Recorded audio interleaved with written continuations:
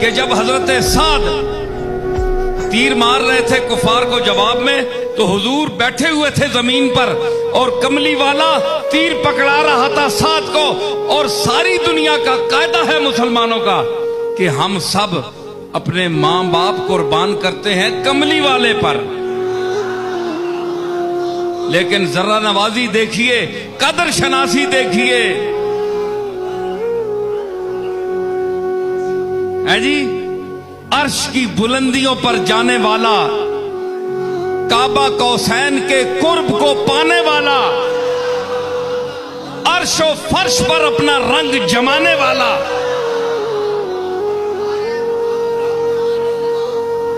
अल्लाह के सामने रो रो कर उम्मत के लिए, बख्शिश के लिए सजदे में जाकर सर न उठाने वाला, बैठ गया नीचे। फरमाया, तीर पकड़ाते जा रहे थे, फरमाते जा रहे थे कि इर्मे या साद फिदा का उम्मी वाबी, सात तीर मार, तुझ पर मोहम्मद के मां बाप कुर्बान हो।